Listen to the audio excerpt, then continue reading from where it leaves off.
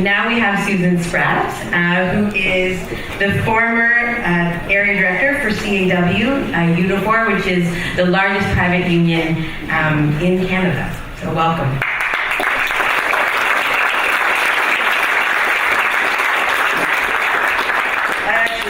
Like being retired, now the president of the retiree chapter, so I can actually say what I think more firmly.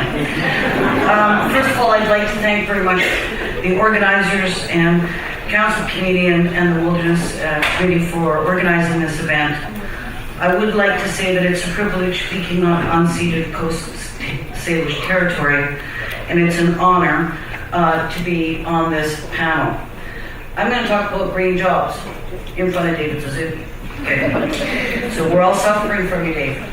But I want to say this. I want you to think back, because I think everything has a political root to why we are where we are today. And think back to 1988. We were promised in 1988 a free trade deal that would give us hundreds of thousands of jobs. And every trade deal since talks about hundreds of thousands of jobs. And we can all see where that went. We lost, actually, exponentially, hundreds of thousands of jobs with major closures across Canada, particularly in manufacturing and in other areas, which meant people started to scramble. And literally, when that happens to working class people and people that are looking for work, young people, and they get offered things, and they get offered jobs in gas and oil and fracking. We actually represent the workers in Fort McMurray. About 40% of the workers in Fort McMurray are First Nations. We also represent the workers at Kinder Morgan in Burnaby, and we also represent workers in Kitimat. And what do they all have in common? But I say this proudly after much debate. Those locals passed a resolution against bitumen pipelines and against fracking.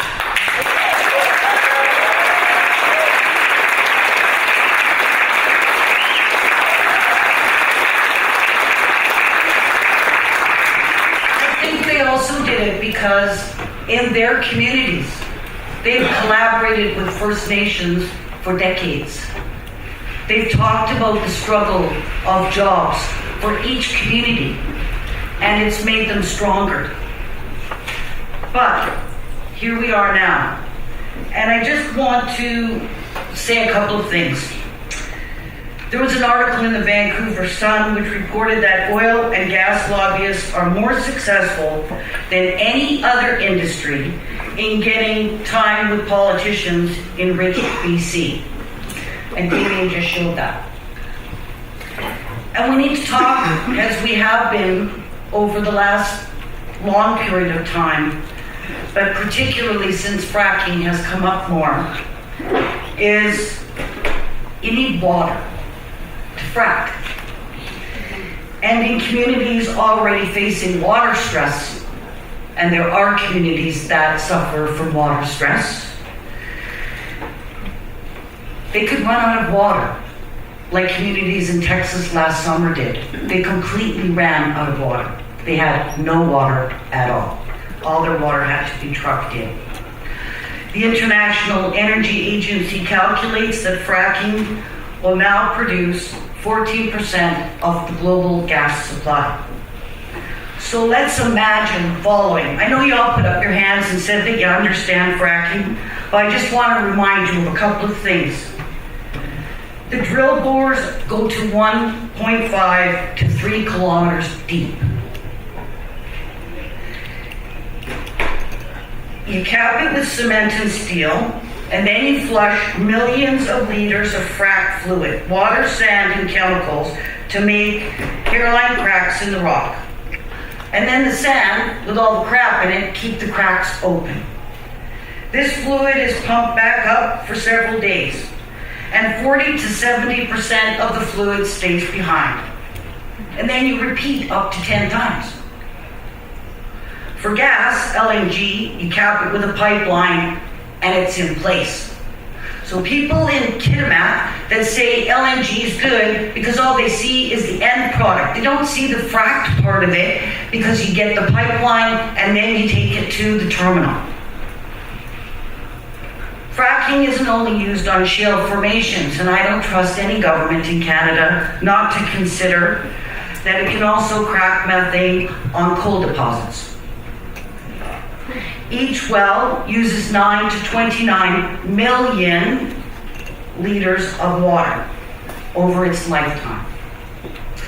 And I don't have time to discuss the chemical impact on land and watersheds because I think many other people have talked about that, but I think you get the idea.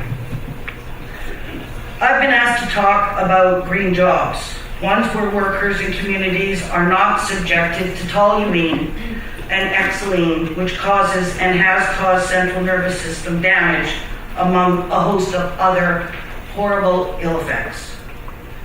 So we have a big job to communicate with workers, especially young workers, desperate for good paying jobs. That's what pipelines and fracked LNGs are being used as. The carrot being held up to workers and to many First Nation communities is that's the answer by industry and government to create prosperity.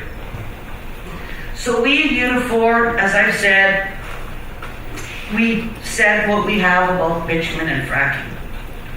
We talk about alternatives which create green jobs, such as clean energy, solar, expanded transit, green affordable housing, pipelines for water for all communities in Canada. That would be amazing.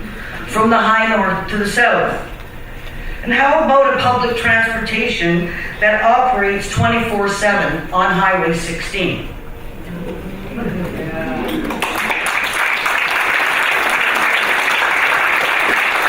a resolution passed by a convention or a national executive board is not enough. What must we do? I was asked to make some suggestions, so I will.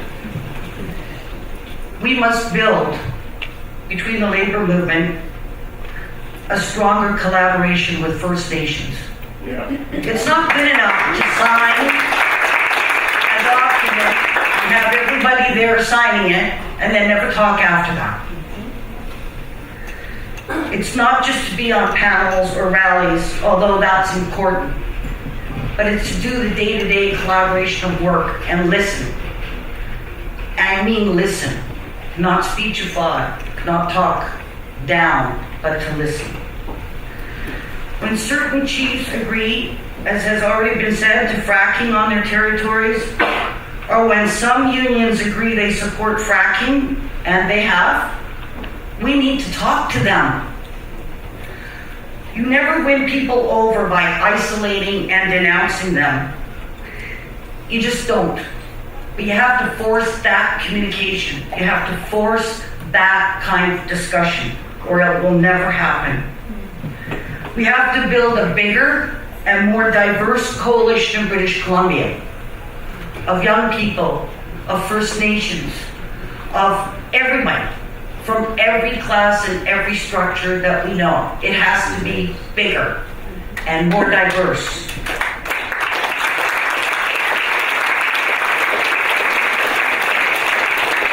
I think that we need to build a war chest for First Nations people and for settlers who are prepared to defend the land in courts or go to jail to stop what this government and the federal government wants to do to this nation. And in particular,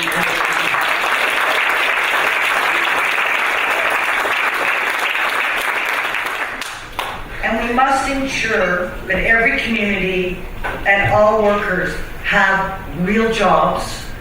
And we know there's countries, we can have a different forum on what's being done on green jobs in Norway, in Europe, in many other countries.